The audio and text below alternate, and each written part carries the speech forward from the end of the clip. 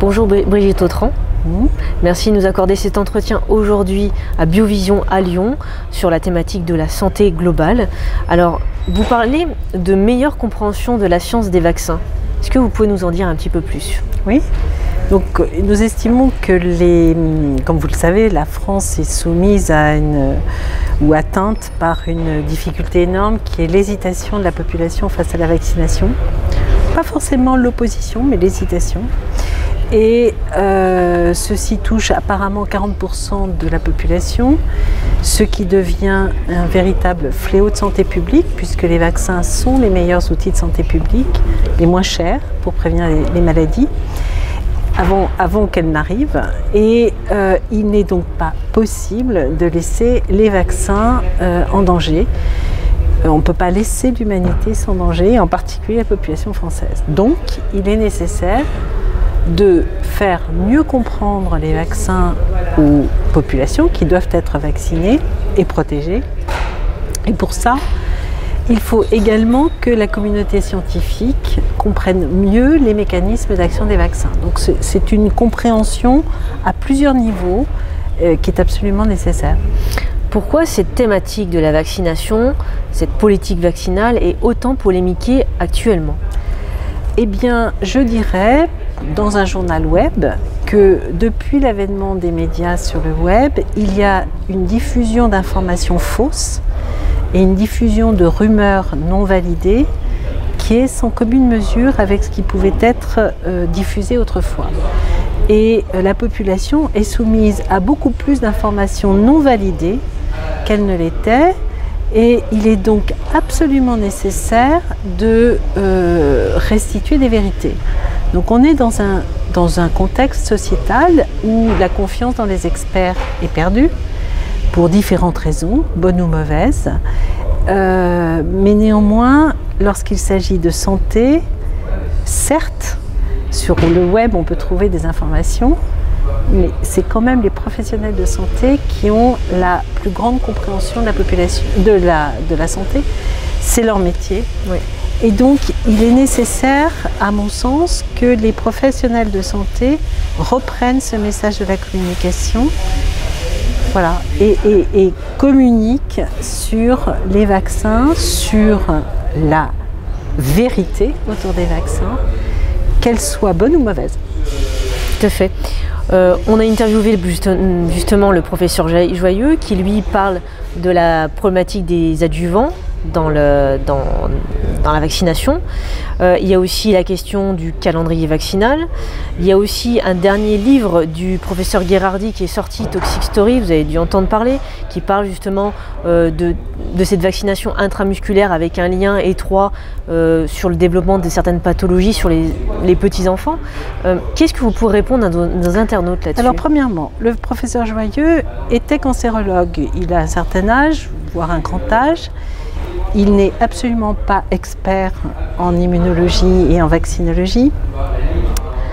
À l'âge où il a été formé à la médecine, on ne savait pas comment fonctionnaient les adjuvants et je pense que lui-même n'a eu aucune information réelle sur les adjuvants. Donc moi, je suis immunologiste et infectiologue. Je ne parle pas de choses que je ne connais pas et dont je ne comprends pas les mécanismes. Donc voilà, c'est ce que j'ai à dire aux gens qui écouteront ce film. N'écoutez pas les faux experts. Et c'est extrêmement difficile de savoir qui est un vrai expert et qui est un faux expert. Notamment, il y a beaucoup de témoignages de patients, d'enfants ou de personnes liées justement à des patients qui ont soi-disant des effets secondaires. Est-ce que ça s'est prouvé? Comment ça se passe? Alors, on ne peut jamais dire qu'un produit de santé n'a pas d'effet secondaire. Et il faut différencier ce qu'on appelle un effet secondaire d'un effet indésirable. Un effet secondaire peut survenir après une vaccination, mais la relation de cause à effet entre cet événement et la vaccination n'est pas établie. Un effet indésirable, c'est un effet qu'on n'a pas désiré, qui survient après une vaccination. Donc les vaccins sont produits, sont développés avec des règles qui répondent au processus de développement de tous les médicaments et sont évalués pour leur tolérance. Donc on ne peut jamais dire qu'un produit de santé qui va être donné à des millions, voire des milliards d'individus n'aura pas d'effet secondaire sur un individu, sur un milliard. Aucune étude ne peut le prévoir. Donc ça, effectivement, on ne peut pas le contredire.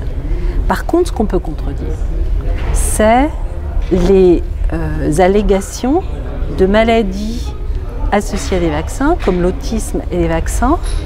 Je rappelle qu'un médecin, malheureusement, anglais, a falsifié des documents pour démontrer, dans un intérêt que personne ne comprend sauf lui, pour démontrer que le vaccin contre la rougeole était responsable de l'autisme.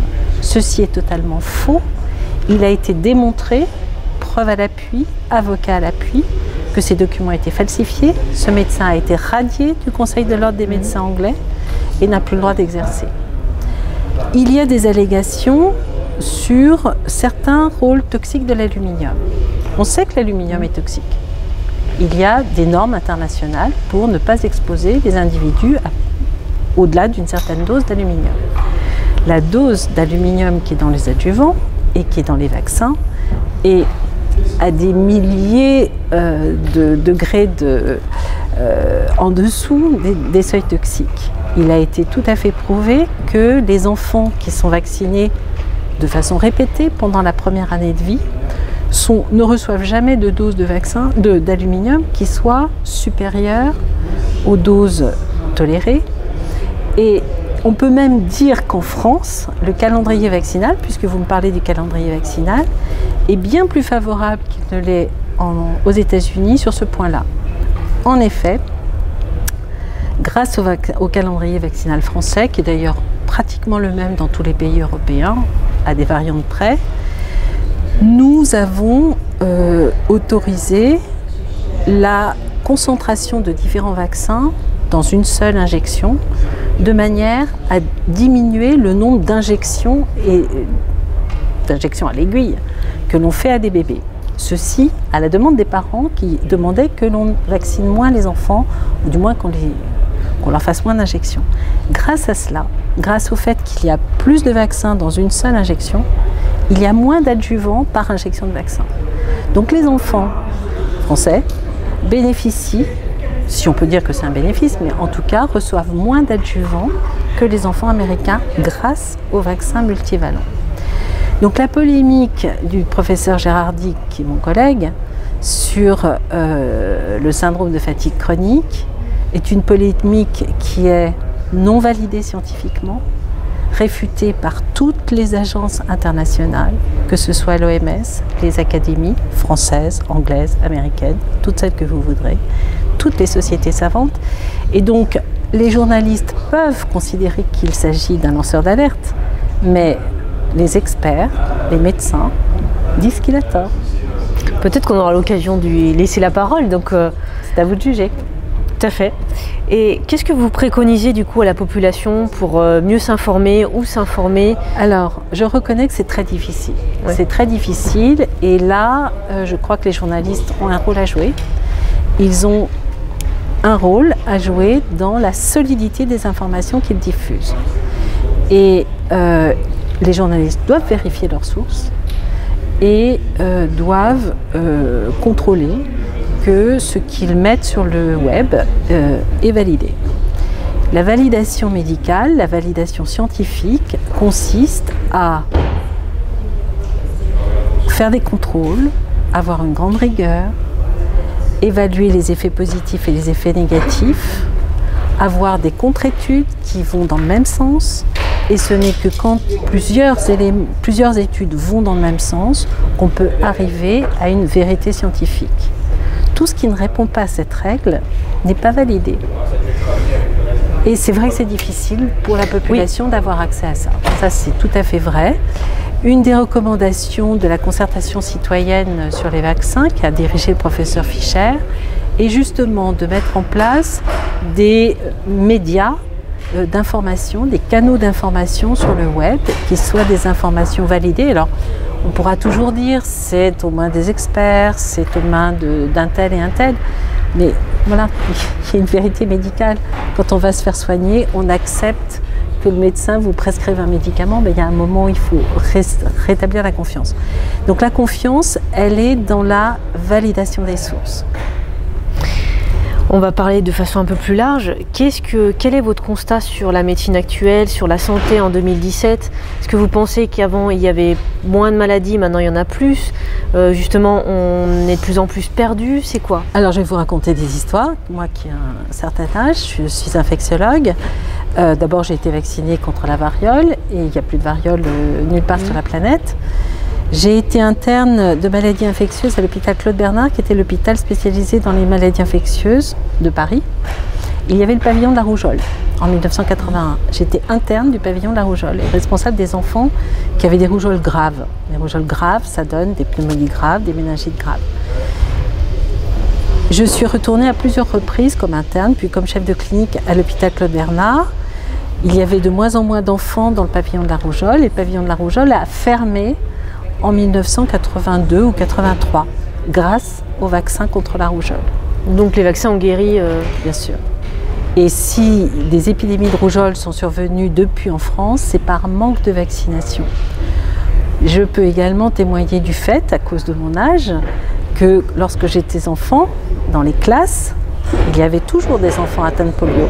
Aujourd'hui, plus personne en France n'a jamais vu un seul cas de polio grâce au vaccin contre la polio.